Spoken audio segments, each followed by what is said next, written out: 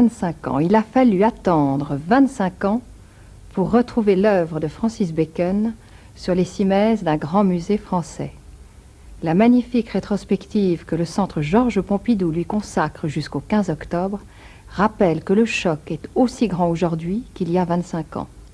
Cet Anglais, né à Dublin, est un personnage insolite et déroutant. Sa vie est, comme sa peinture, hors norme.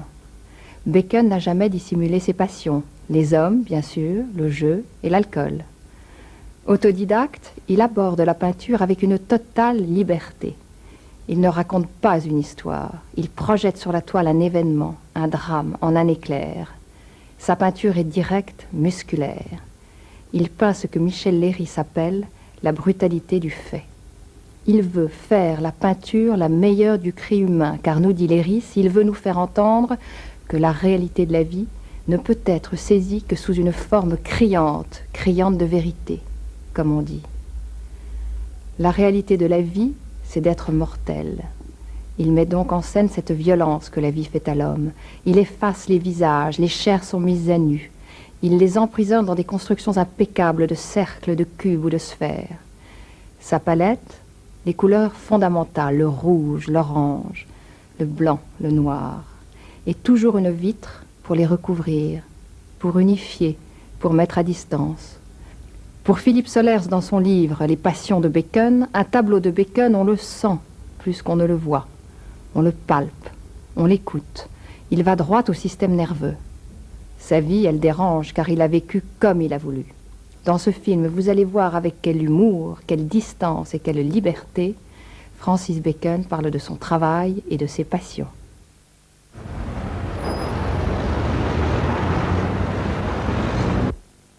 Francis Bacon fut l'un des plus grands peintres contemporains.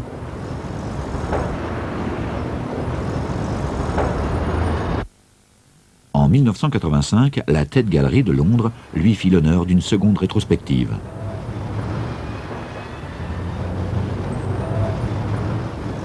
Bacon est né à Dublin en 1909 de parents anglais. Son père était éleveur et entraîneur de chevaux de course. Au début de la Première Guerre mondiale, sa famille vint s'installer à Londres, où son père travaillait au ministère de la Défense. Pendant tout le reste de son enfance, les Bacon firent de fréquents allers-retours entre Londres et Dublin. Bacon n'a pas suivi une scolarité conventionnelle. Il souffrait d'asthme et dut suivre des cours particuliers.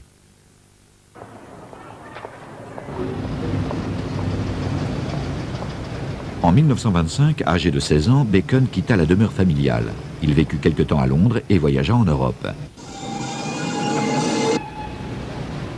Il séjourna à Berlin, alors à l'apogée de sa période décadente. De Berlin, il alla à Paris, où il visita une exposition sur Picasso. Il décida de devenir peintre, mais quand il retourna à Londres, il se fit d'abord un nom comme décorateur d'intérieur. Au début des années 30, il se tourna davantage vers la peinture et Herbert Reed publia sa Crucifixion 1933 dans cet ouvrage majeur que constitue Art Now.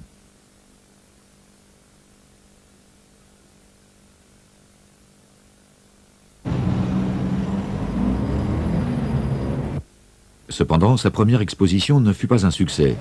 Découragé, il peignit de moins en moins et se mit à fréquenter les cercles de jeu. En 1936, Bacon proposa quelques toiles à l'exposition surréaliste internationale. On les lui renvoya prétextant qu'elles n'étaient pas assez surréalistes. Au début des années 40, Bacon détruisit la quasi-totalité de ses œuvres passées. En avril 1945, le monde de l'art fut choqué par une peinture que l'artiste considéra par la suite comme étant sa première œuvre achevée, 3 études pour figure à la base de la crucifixion.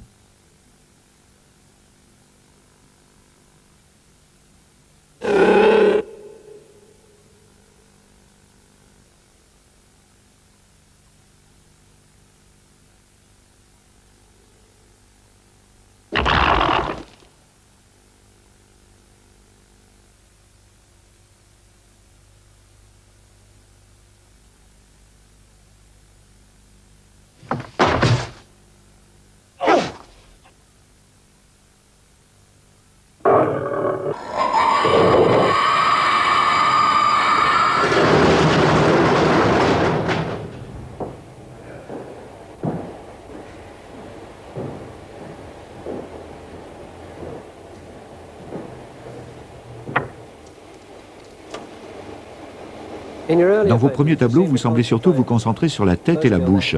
Vous souvenez-vous du moment où vous avez peint cette œuvre en 1949? Oui, bien sûr. Et j'ai toujours pensé que j'étais capable de peindre cette bouche avec toute la beauté des paysages de Monet. Mais je sais que j'ai totalement échoué. Pourquoi pensez-vous cela? Quoi? Pourquoi pensez-vous avoir échoué? Je crois qu'il devrait y avoir plus de couleurs. J'aurais dû mieux saisir l'intérieur de la bouche avec toutes ces couleurs magnifiques. Il se trouve simplement que je ne l'ai pas saisi.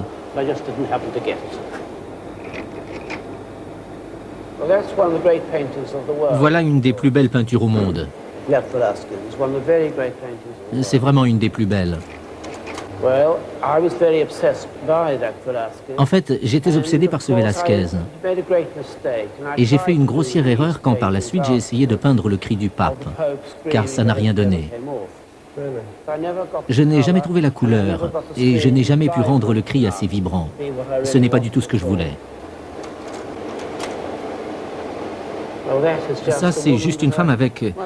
On m'a dit pourquoi avoir peint une seringue hypodermique. J'ai répondu que je voulais que quelque chose soit enfoncé dans le lit, mais que je ne voulais pas y planter un clou.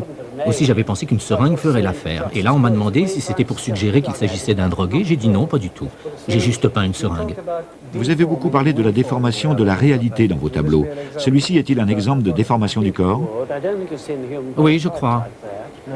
Je ne pense pas que vous ayez jamais vu un corps humain comme celui-là. Je dirais que celui-là a subi une déformation, oui. Je crois sincèrement qu'aujourd'hui, l'homme a besoin de sensations sans s'encombrer de l'objet qui les suscite. Il faudrait diminuer au maximum ce vecteur afin de s'abandonner totalement aux sensations. Est-ce que dans cette œuvre, le vecteur vous gêne? Je pense que c'est une très belle toile et que la sensation qu'elle procure vient de cette belle femme allongée sur son lit. Mais ce n'est pas tout à fait... Voilà ce qui se faisait à une époque. On pouvait se référer à une telle merveille. Moi, quand je fais quelque chose, j'essaie toujours de faire du concentré, d'avoir une concentration d'images.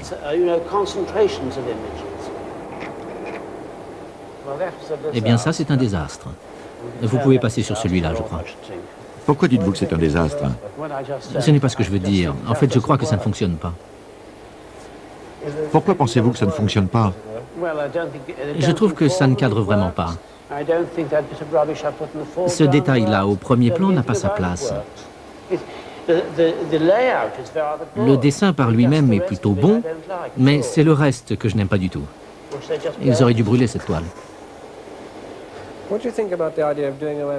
Que pensez-vous de l'expressionnisme abstrait à la Jackson Pollock?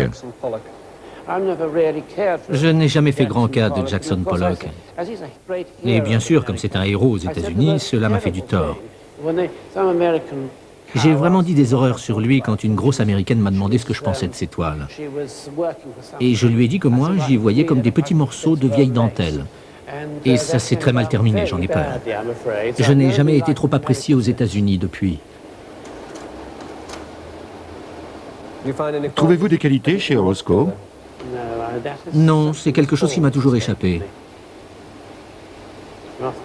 Roscoe m'a toujours complètement échappé. Je veux dire que j'ai toujours pensé que la peinture abstraite pouvait au moins offrir de belles couleurs vibrantes. Mais en fait, vous savez, il y a une salle consacrée à ces peintures ici. Si vous voulez être vraiment déprimé pour le reste de la journée, allez donc dans cette salle. Je suppose qu'on pourrait dire que dans un sens, c'est une qualité. C'est juste que je hais cette couleur marron-pourpre sale qu'il utilise dans ce genre de toile. Et si je voulais vraiment être déprimé, je n'aurais qu'à passer quelques heures dans la salle consacrée à Roscoe. Je pourrais regarder quantité de ces toiles, toutes dans ce marron, ce serait toujours la même chose. Je pense que ces peintures sont les plus lugubres qui aient jamais été faites. Voici une toile de Van Gogh. Il en disait « J'ai essayé d'exprimer l'idée que dans un café, on peut se perdre, devenir fou ou même commettre un meurtre. » Il a également dit, bien qu'il ait beaucoup apprécié cette peinture, « C'est une des plus vilaines toiles que j'ai faites. » Eh bien, je ne pense pas du tout qu'elle soit affreuse. Je trouve même au contraire que c'est une très très belle toile. Évidemment, je ne comprends pas ce qu'il a voulu dire au sujet du café, que les gens vont se perdre quand ils vont boire dans un café. S'ils veulent boire et se saouler, pourquoi ne le ferait-il pas? Et je pense qu'une des qualités de ce tableau, de ses particularités, tout au moins à mes yeux, c'est la façon dont il a peint les lumières. Il a peint ces lumières de telle sorte qu'on a l'impression qu'elles tournent autour des ampoules. Sans cela, cette toile n'aurait pas la même intensité. Quand il dit que c'est une des plus vilaines toiles qu'il ait faites, il est évident qu'il était conscient à l'époque que les gens n'aimaient pas du tout ces toiles, les trouvaient vilaines. Vous avez connu le même type de réaction, non? À vrai dire, je n'en ai pas tellement connu d'autres. Et lui non plus de son vivant, d'ailleurs. Que pensez-vous du fait que les gens disent que vos toiles sont affreuses? Honnêtement, ça me fait très plaisir. Vraiment, je me réjouis de penser qu'ils ne les aiment pas. Je veux dire que cela serait la plus grande condamnation si certains d'entre eux les aimaient. Aussi, je suis beaucoup plus heureux quand ils les détestent. Après tout, cela veut dire qu'elles ont sûrement quelque chose, s'ils les haïssent à ce point. Cette toile est-elle une forme d'hommage à Van Gogh? Non, ce n'est pas un hommage. La galerie d'Hanovre devait faire une exposition de mes toiles en 1958, je crois. Et je n'arrivais pas à trouver un sujet, un thème pour cette exposition. Et soudain, je me suis dit, ça y est, toute l'exposition tournera autour du thème de Van Gogh en route pour Tarascon. Je crois que celle-ci est une des meilleures, la meilleure de la série. Car elles sont loin d'être toutes aussi réussies. Je crois que c'est la meilleure d'entre elles. Vous souvenez-vous de ce que vous ressentiez quand vous avez peint cette toile? Je ne ressens rien du tout quand je peins. Il n'y a rien à ressentir. J'aime bien le chien dans cette peinture, mais je suis navré d'avoir mis ce détail au premier plan. Le résultat, il sans doute été meilleur sans ce détail. Je ne sais pas vraiment. J'aime bien le chien. On dirait qu'il s'est allongé là, après avoir couru longtemps, qu'il est exténué. On le devine à cause de sa langue qui pend et de tout le reste. Et j'aime bien sa patte. J'aime bien cette toile, je ne sais pas pourquoi, peut-être parce qu'elle est vraiment artificielle. Jamais vous ne verrez une fenêtre comme ça, c'est vrai. Et je pense que plus une toile est artificielle, plus elle est... Après tout, l'art c'est quelque chose de façonné, ce n'est pas naturel. Et plus la toile est artificielle, mieux c'est. Plus elle sera intense. Ce détail au premier plan, qui maintenant vous gêne un peu, l'avez-vous peint en dernier? Oui, je l'ai ajouté à la fin. J'avais le sentiment qu'il manquait quelque chose. Je ne pouvais pas mettre un vase de tulipes ou quelque chose comme ça, alors voilà ce que j'ai peint. Mais je pense que j'aurais pu trouver autre chose. J'aurais peut-être pu ajouter une statue grecque ou égyptienne. Le résultat aurait peut-être été meilleur, je ne sais vraiment pas. Vous aimez beaucoup les statues égyptiennes, je crois. Je pense que sur le plan artistique, c'est ce qui se fait de mieux. Je dirais que les statues égyptiennes entre 2500 et 3000 avant Jésus-Christ comptent parmi les plus grandes œuvres de l'humanité. Et ce sont des artisans qui les ont réalisées. Elles étaient en général d'inspiration religieuse. Tout leur art était une tentative de déjouer la mort. C'est l'essence même de l'art égyptien, en fait.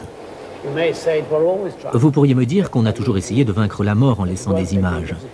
Mais en fait, ça ne fait aucune différence. Nous mourrons tous un jour. Et peut-être que nos images nous survivront. Les Égyptiens ont réussi. Et ils paraissent même plus grands aujourd'hui, ou du moins aussi grands qu'ils étaient de leur temps.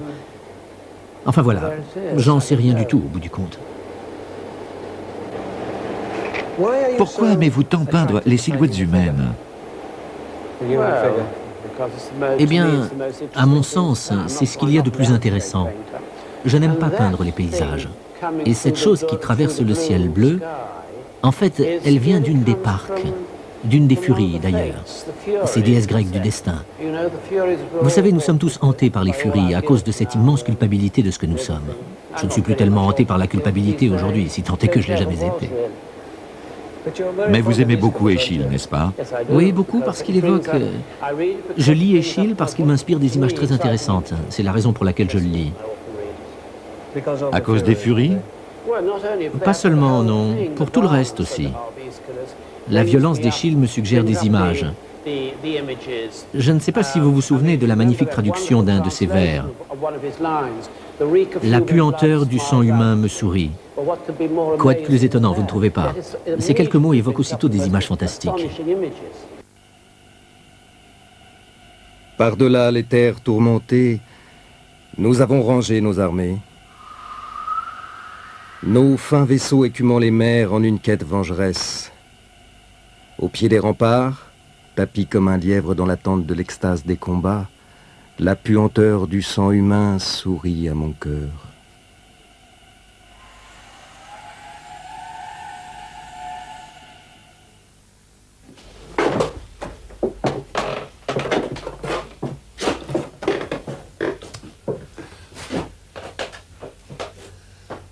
Alors, combien de temps avez-vous travaillé ici?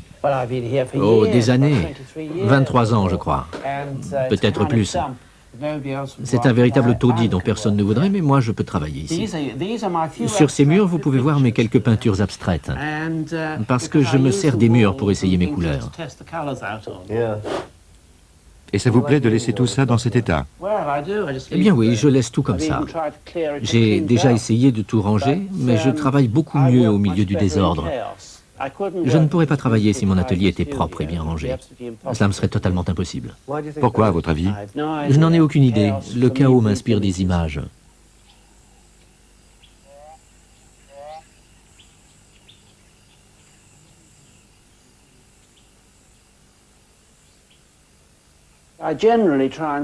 En général, je travaille de façon régulière, parce que les gens parlent d'inspiration, mais moi je pense que ce que l'on appelle l'inspiration, ça vient en fait d'un travail régulier. Vous n'avez pas fait d'école d'art? Non, Dieu merci. On m'aurait enseigné toutes ces techniques que je ne voulais absolument pas connaître. C'est vrai, je voulais trouver ma propre technique. Parce que si vous essayez de faire quelque chose de vraiment difficile et de nouveau, vous ne pouvez pas vous servir des vieilles techniques qui ont déjà été utilisées. Vous devez inventer les vôtres. Comment avez-vous appris à développer votre propre technique? En travaillant? En faisant des essais et des erreurs. Simplement en essayant de faire quelque chose. C'est tout.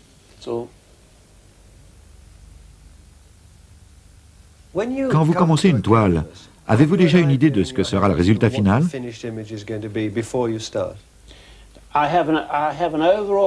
J'ai une idée générale de ce que je veux obtenir. Mais c'est en travaillant que l'idée se développe. Et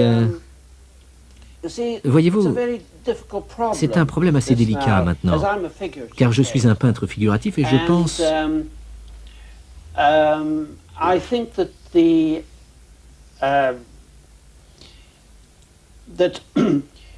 Je pense qu'on ne peut plus faire d'illustration maintenant, car l'appareil photo ou la caméra font cela bien mieux que vous. Aussi, vous êtes obligé de vraiment vous concentrer. Vous devez...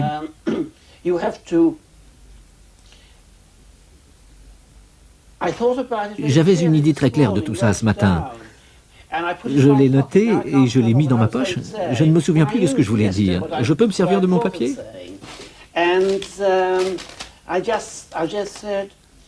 Voilà ce que je voulais dire.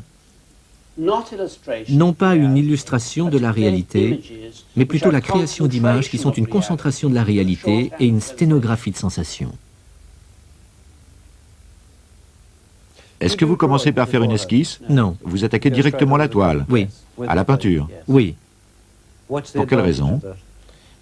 Eh bien, je crois que si je commence par une esquisse, je me contenterai ensuite de n'en faire qu'une simple illustration. Aussi, je pense qu'il est préférable d'attaquer la toile directement à la peinture. Ce que vous aimez faire, c'est laisser directement votre subconscient s'exprimer, c'est ça? Oui, enfin, autant que faire se peut. On aimerait, enfin j'aimerais, parce qu'après tout nous ne savons rien de cet océan vaste et profond que nous nommons l'inconscient. Nous espérons, j'espère toujours que les images les plus merveilleuses en émergeront.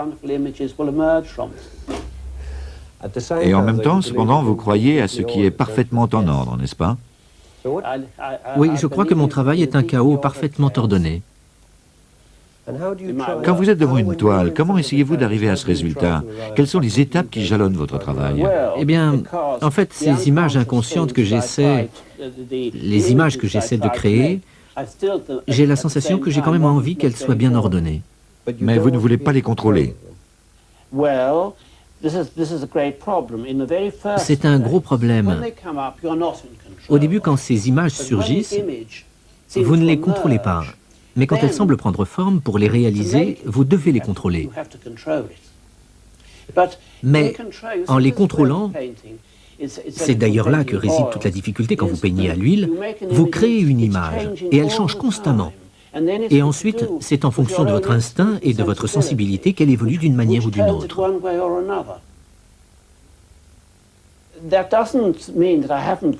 Ça ne veut pas dire que je n'ai pas une idée globale du genre de choses que j'aimerais faire, mais je ne sais pas comment y parvenir. Donc vous avez une idée générale que vous ne voulez pas définir, si ce n'est en la travaillant. Oui, c'est exactement ça. Cela signifie que vous prenez constamment des risques.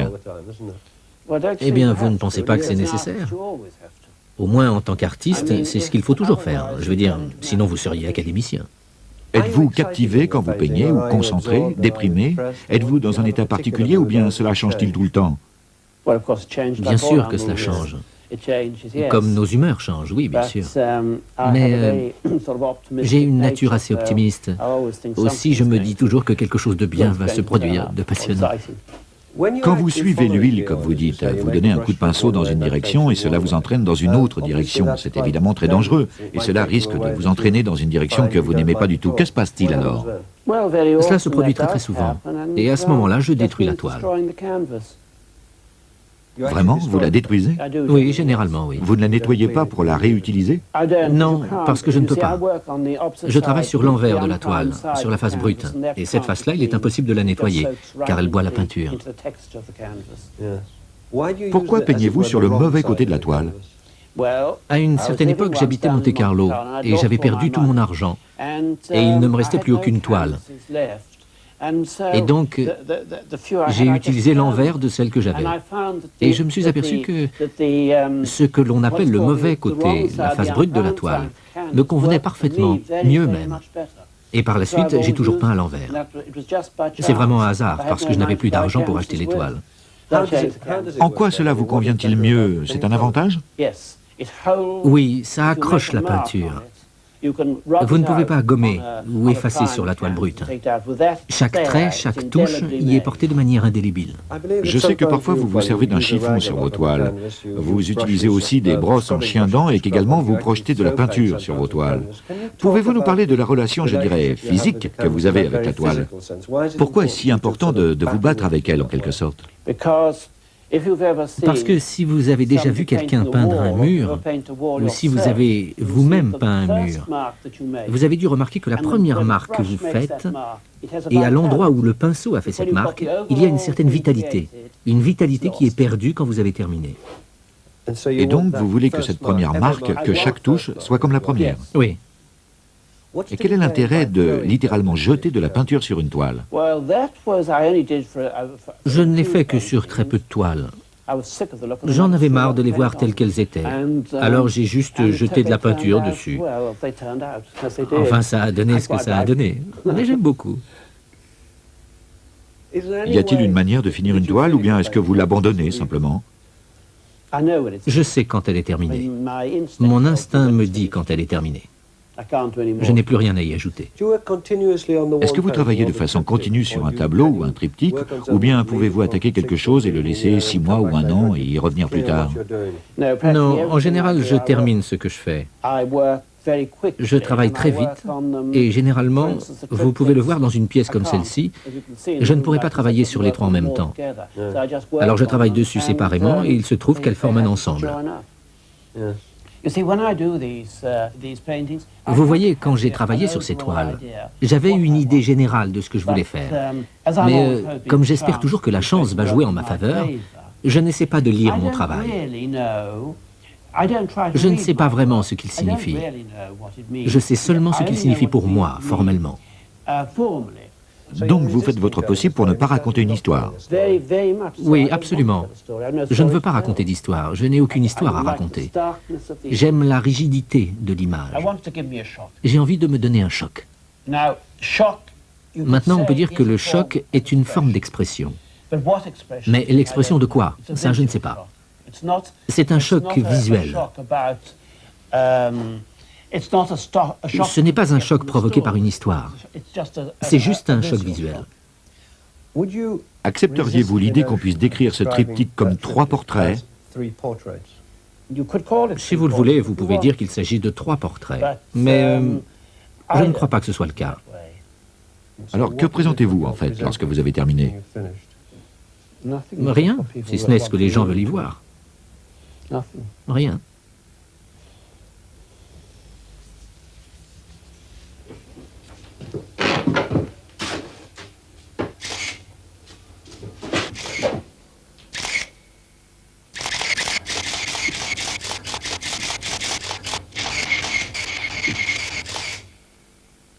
Une chose qui frappe dans votre atelier et là où vous vivez, c'est le nombre de livres et de photographies.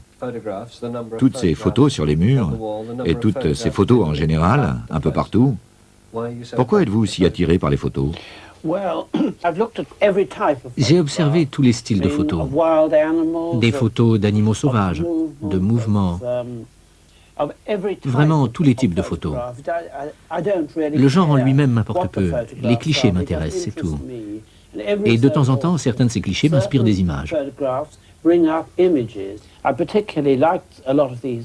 J'ai beaucoup aimé ces photos d'animaux sauvages, notamment. Et je suppose qu'il y a également un autre aspect. Les mouvements des animaux, le mouvement musculaire en lui-même, est sans doute directement lié à ce que j'aimerais faire.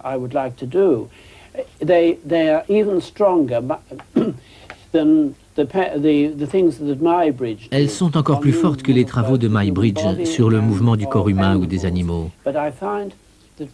Mais je trouve souvent qu'elles sont moins intéressantes que de simples instantanés, que des images prises sur le vif. Est-ce en raison du fait qu'un instantané représente une fraction de seconde précise et rien d'autre, et que ce caractère inaliénable paraît plus réel à vos yeux que quoi que ce soit? Oui, vous l'avez exprimé très clairement. C'est très exactement cela. Le cliché est ce qu'il est et rien d'autre. Et désirez-vous que vos tableaux produisent un effet similaire?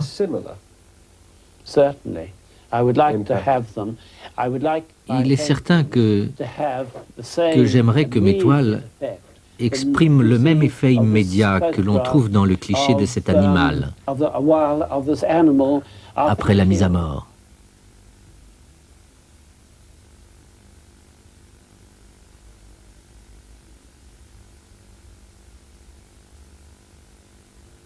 Vous faisiez allusion à Muybridge. Vous vous êtes beaucoup intéressé à son œuvre, à ses études photographiques sur le mouvement qui date de près d'un siècle. Sa décomposition, image par image, nous a donné une vision différente du mouvement. Que trouvez-vous chez Muybridge? C'était le mouvement qui m'intéressait chez Muybridge. Mais il a également photographié des gens difformes et atteint de toutes sortes de difformités intéressantes en elles-mêmes. Mais n'y a-t-il pas quelque chose dans les bandes de Muybridge, cet enchevêtrement de corps déformés? Est-ce quelque chose qui vous fait réagir? Je le crois. Je veux dire, on trouve cela dans la lutte ou dans la boxe. Dans tout ce que je regarde, ce que j'aime, c'est le mouvement, et regarder le mouvement d'un corps. Une photographie peut vous inspirer toutes sortes de sensations, quel que soit le genre du cliché, pornographique ou tout ce que vous voulez.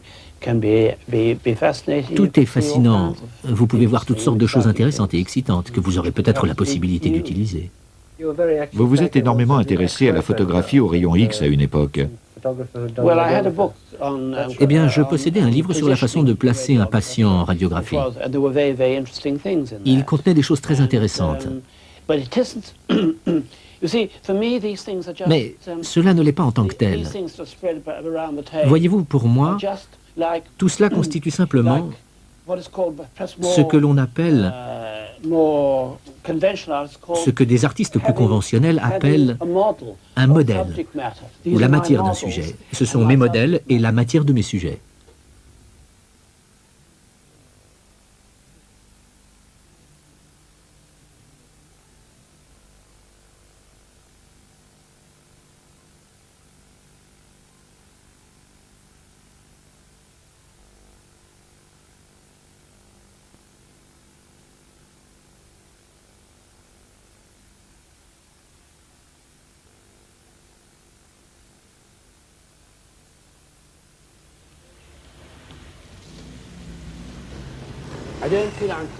Je n'ai pas le sentiment d'être créatif. Je fais partie de ces gens qui ont reçu une grande dose de chance. Pourquoi la chance est-elle plus importante pour vous que l'intellect conscient? Parce que j'ai produit des images qu'un intellect n'aurait jamais produites.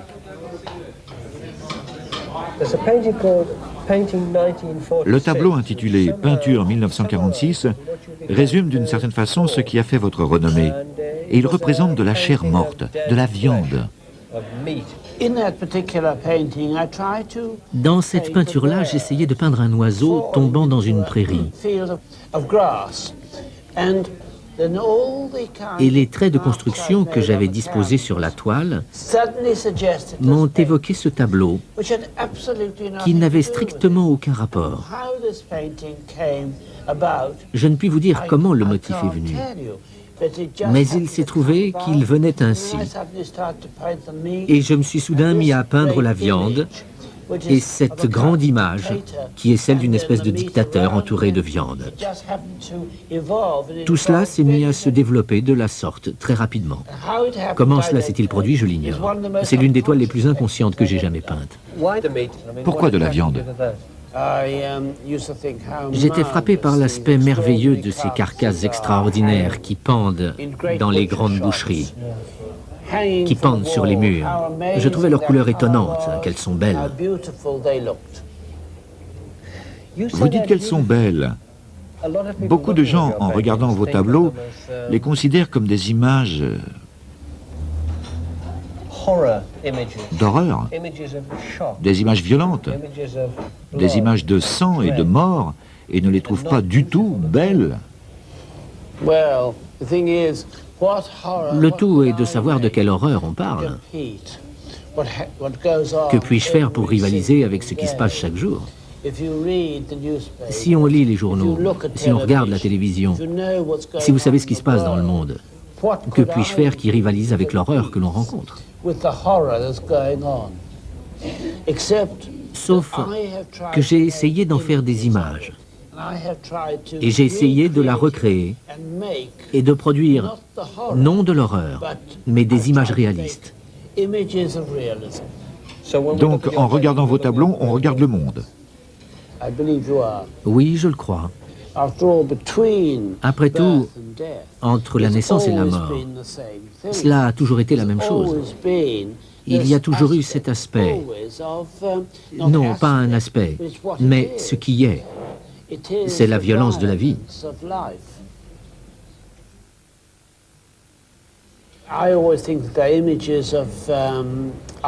Je pense toujours en termes de sensations. Après tout, la vie est-elle autre chose que des sensations? Ce que nous sentons, ce qui se passe. Ce qui se passe sur l'instant? Ce qui se passe sur l'instant. Pensez-vous qu'il existe autre chose en dehors du moment présent? Je ne crois en rien. Nous naissons et nous mourrons, et c'est tout. Il n'y a rien d'autre. Et que faites-vous de cette réalité? Je n'en fais rien. Je vais à la dérive, c'est tout. Non, Francis, vous essayez de la peindre. J'essaie de la peindre, certes. Mais vous parliez de ma vie au sens propre. Ma vie au sens propre est simplement une vie à la dérive, aller de bar en bar et boire.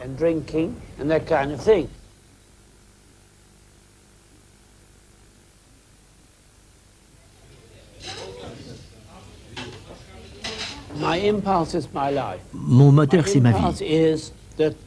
Mon moteur, c'est que je suis un vieil homme, mais que je suis profondément optimiste sur rien.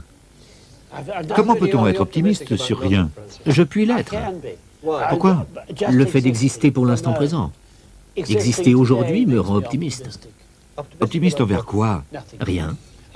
Je suis optimiste sur rien. Je suis né avec ce genre de nature optimiste. Je suis simplement optimiste sur rien.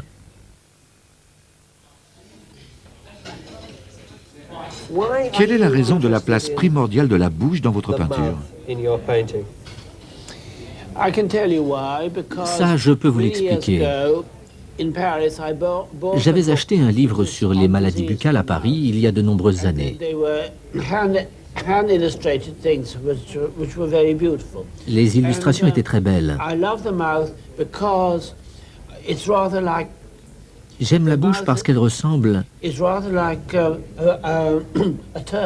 à une toile de Turner. On y trouve ces couleurs presque belles. On y trouve ces délicieuses vibrations de couleurs entre la langue, les lèvres, les dents, toutes ces choses. Francis, la plupart de vos bouches sont noires. Je n'ai jamais été capable de les réussir pleinement.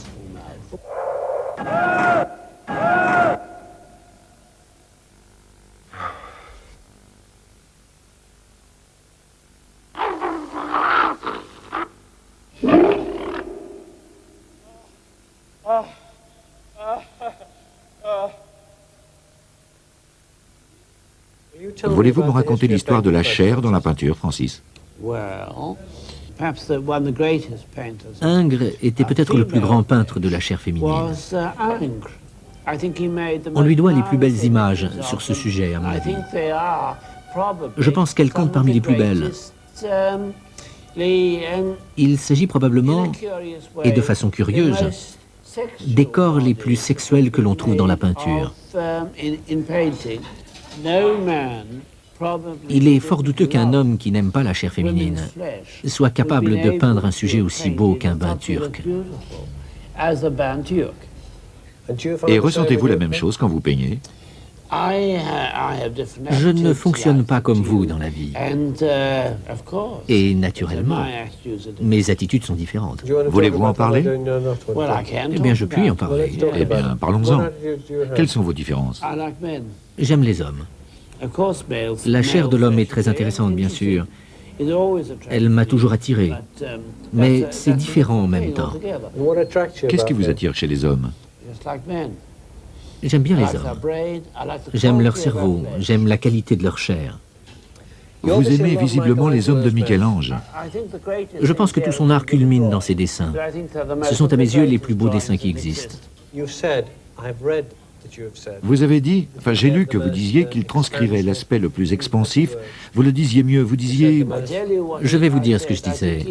Je pense qu'il exprimait la plus grande volupté masculine. La volupté, oui. Il a rendu la volupté du corps humain mieux que quiconque. Ne croyez-vous pas que cela est quelque peu... La volupté, c'est tout ce que nous voulons. Oui, je sais, c'est magnifique, n'est-ce pas? Joli mot, non? Oui, absolument merveilleux. En fait, nous voulons vivre dans un état de volupté. Comme vous avez raison, quelle qu'elle soit. Le reste n'est que reniement. Quoi que ce soit. Le reste n'est que reniement. Le fantasme ne vous intéresse pas, non? Non. Ah, moi non plus. Le fantasme ne m'intéresse pas. Ce qui m'intéresse, c'est la réalité. Eh bien, qu'est-ce que la réalité?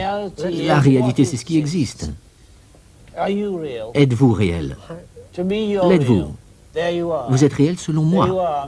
Vous voici Melvyn Bragg. Vous êtes absolument réel pour moi.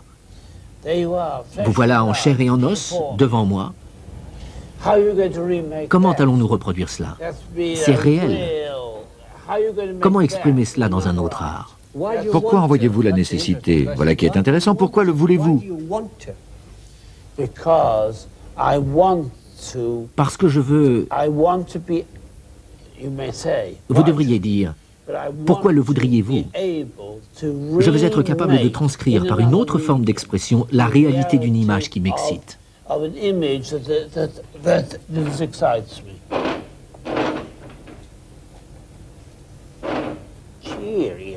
Santé.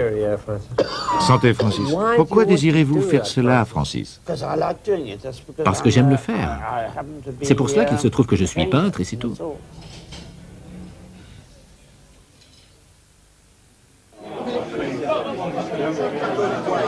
Bacon passait ses après-midi au Colony Room, un bar de Soho.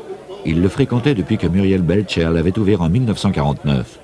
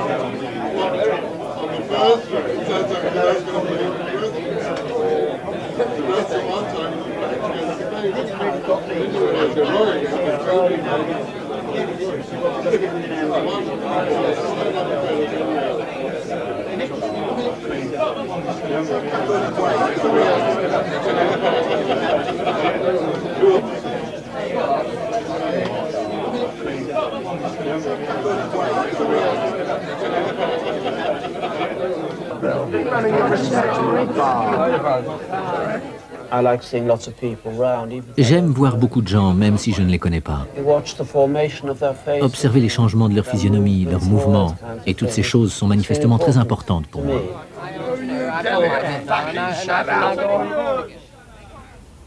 C'est un endroit que vous fréquentez beaucoup? Oui, parce que je viens ici depuis l'ouverture. Je n'avais jamais rencontré Muriel avant.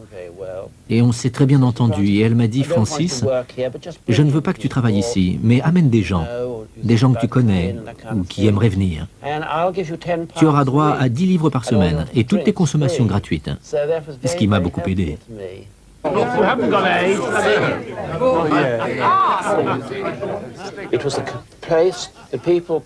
C'était un endroit populaire du vivant de Muriel. Tout à fait. Mais les gens venaient et étaient très libres et semblaient perdre leurs inhibitions. Cela ressemblait à une espèce de bain dans lequel ils oubliaient ce qui pouvait les inhiber. Et c'était très vivant et très amusant. Je ne mets jamais de maquillage. Va te maquiller, vieille vache.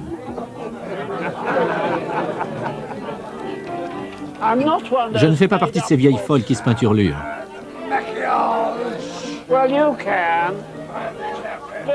Toi, tu peux te maquiller si tu veux. Mais c'est complètement démodé.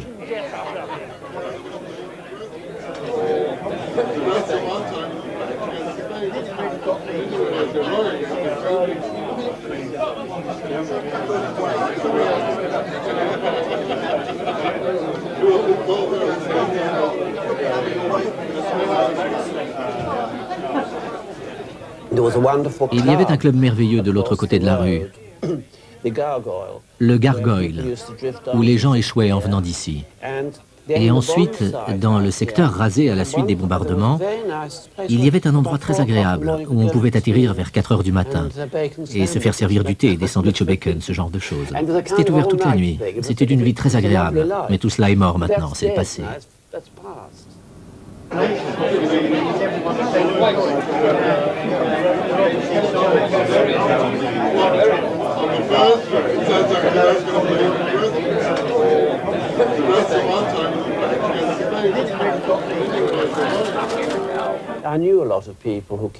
Je connaissais beaucoup de gens qui venaient ici. Et par exemple, pour mes portraits, il s'agissait presque toujours de gens que je connaissais très bien.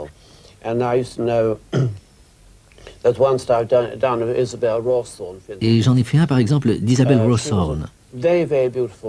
C'était une très belle femme et je l'aimais beaucoup. Tous les gens que j'ai peints sont en fait soit des personnes rencontrées dans des pubs, soit des gens que je connaissais. Mais vous savez, je les peins en général de mémoire, en me référant à des photographies. Mais je ne les peins pas à partir de photographies, c'est plus comme un moyen de référence qui me dispense de les avoir ici. C'est pour cette raison que je peins toujours des gens que je connais très bien, parce que je connais la morphologie de leur visage. Et dans mes portraits, j'espère toujours représenter l'image de leur tête, vous savez, plutôt qu'un portrait au sens littéral. Il ne sert à rien de faire un portrait s'il ne ressemble pas à la personne. Mais le véritable problème est de réussir à le remodeler pour qu'il restitue l'apparence de l'individu, sans pour autant être une simple illustration. J'ai fait un grand triptyque de John. Et c'est un de mes portraits qui me paraît avoir réellement fonctionné. Par endroits, il est très déformé, mais néanmoins, je pense qu'il lui ressemble.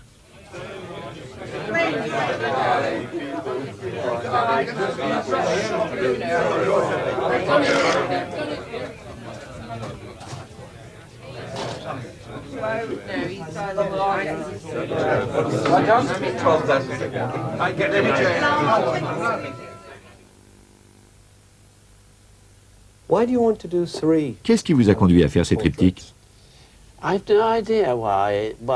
Je n'ai aucune idée quant au pourquoi de ma série de triptyques. Je pense que c'est l'image issue de la confrontation d'images, bien que ce ne soit pas le cas dans ces portraits de John. Ils sont liés entre eux du fait qu'il s'agit de la même personne. Cela vient peut-être d'avoir vu beaucoup de films. C'est sans doute cela qui m'a donné l'idée de réaliser des triptyques. Je ne sais pas vraiment comment ça a commencé. Pourquoi cela viendrait-il du cinéma plutôt que de l'imagerie religieuse? Cela pourrait venir de là. Cela aurait pu venir des œuvres pieuses, parce que je m'y intéressais beaucoup quand j'étais jeune. Le retable d'Isenheim de Grunwald est magnifique, et certaines de ses crucifixions également sont remarquables. Celle notamment qui se trouve à Berne. Mon goût pour les triptyques pourrait tout à fait venir de ces œuvres. Mais les petits s'apparentent plus aux photographies de police, de profil, de face et de gauche à droite. Et le profil droit à gauche et le gauche à droite. Ils s'apparentent plus à cela. Faire des portraits était une décision consciente? Non, je n'aime pas vraiment faire des portraits. J'en fais uniquement à l'occasion. J'en ai fait une quantité de moi, non parce que j'aime mon visage, je le hais, mais parce que je ne disposais de personne d'autre sur le moment. C'est l'unique raison. Mais je n'aime pas vraiment peindre des portraits. Lorsque vous peignez, représentez-vous d'une façon ou d'une autre un état émotionnel? Je pense notamment à ces portraits après la mort de George Dyer qui paraissent extrêmement tragiques.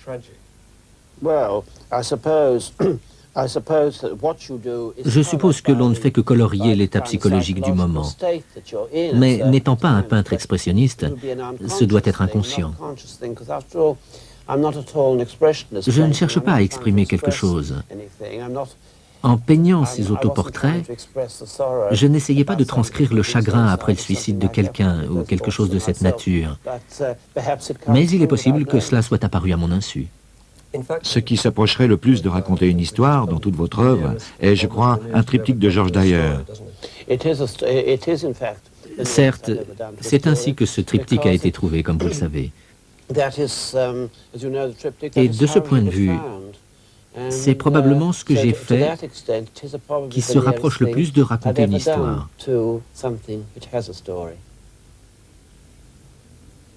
Vous avez dit qu'une des raisons pour laquelle vous vous prenez comme modèle, c'est que vos amis mouraient autour de vous comme des mouches. Il est certain que beaucoup de gens que je connaissais sont morts. C'étaient de gros buveurs en général. Et peut-être que cela y a contribué, je ne sais pas. C'est le fait de vieillir. La vie autour de vous ressemble de plus en plus à un désert.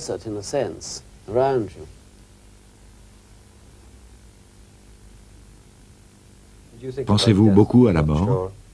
Je n'y pense pas trop. Enfin, je pourrais dire qu'on en a toujours conscience. Elle vous attend au coin de la rue. Mais je n'y pense pas, parce qu'il n'y a rien à en penser. Quand votre heure a sonné, elle a sonné, et c'est tout. Mais vous possédez un sens aigu de la mortalité, non? Vous ne croyez pas que c'est le cas de tout le monde? Non, je ne crois pas que ce soit le cas de tout le monde. Vous avez expliqué il y a quelque temps que très jeune, vous aviez conscience de l'aspect précaire et fugitif de la vie, et que cela ne vous avait jamais quitté.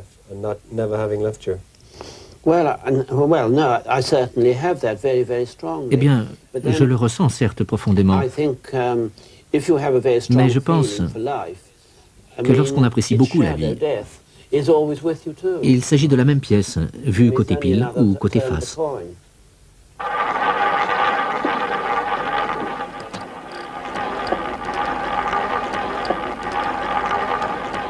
En quittant le Colony Room, Bacon se rend en général dans un casino de Soho. Le jeu a toujours joué un rôle majeur dans sa vie, tout comme le hasard et la chance dans sa peinture.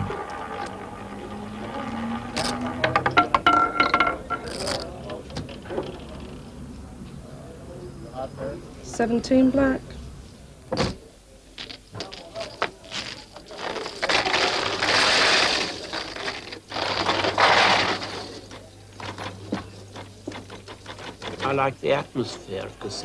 J'aime l'atmosphère des casinos. Vous parlez à des gens au bar, et l'excitation est toujours présente, qu'ils gagnent ou non. Et le désespoir de ceux qui ont tout perdu dans un espace très concentré. Je crois que vous jouez à la roulette en général, non? Oui. Pourquoi? Eh bien, on dit qu'il n'y a pas plus bête comme jeu. Et les probabilités y sont contre vous plus que dans n'importe quel autre jeu. Mais si votre numéro sort, vos gains peuvent être très rapides. Je perds gros en définitive. En fait, je dois faire partie de l'humus idéal pour les casinos. Ils adorent accueillir des gens qui perdent tout le temps.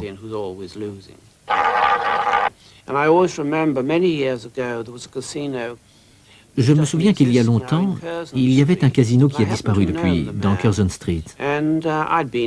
Et j'avais fini par connaître le propriétaire. J'y étais allé une ou deux fois et j'avais gagné ou perdu un peu. Et le type vient me dire « Ne t'inquiète pas pour le crédit, Francis, tu pourras toujours payer par chèque. » Eh bien, ça a mal tourné pour moi et j'ai perdu presque 40 000 livres. Et je ne disposais certainement pas d'une telle somme à l'époque. Et cela m'a pris des mois et des mois pour rembourser cet homme.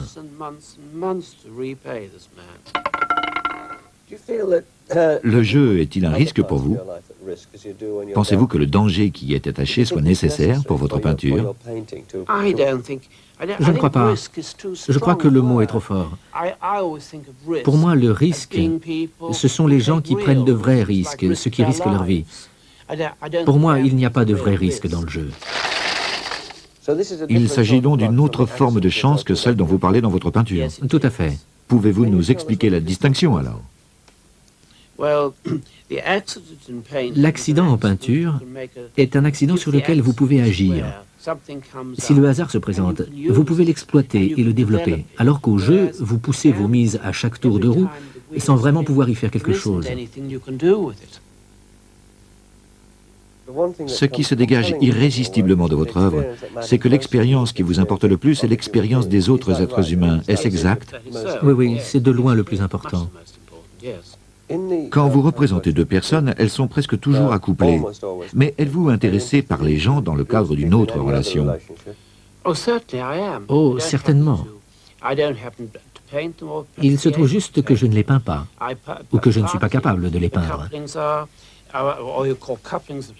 En particulier parce que les accouplements, ou ce que vous appelez accouplement de deux personnes ayant des rapports sexuels, font partie des choses dont ils parlent le moins dans le cadre d'une conversation.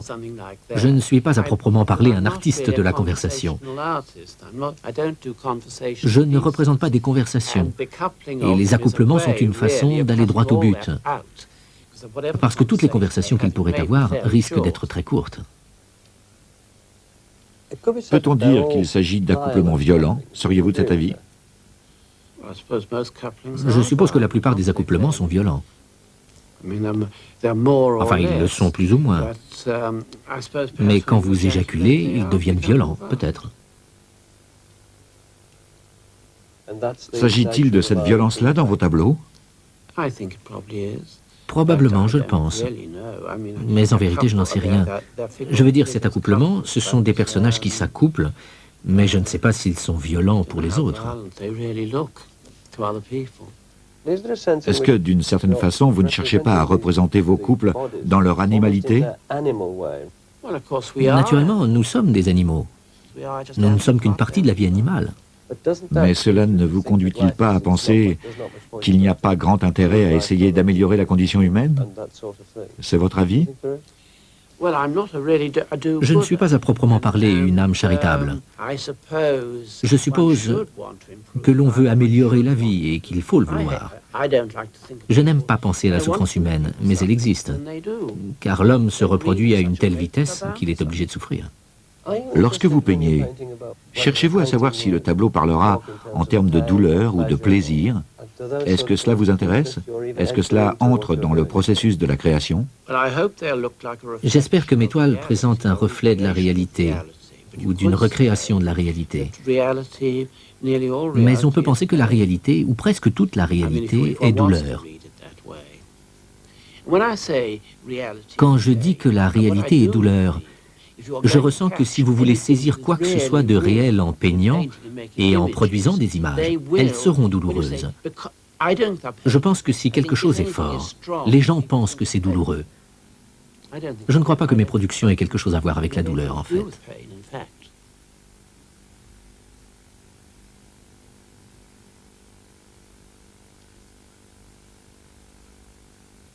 Êtes-vous surpris que vos tableaux aient autant de succès? Très. Oui. Je suis surpris, je n'aurais jamais cru en vendre un seul. J'ai toujours pensé que j'aurais dû changer de boulot, mais c'est la chance. That's luck.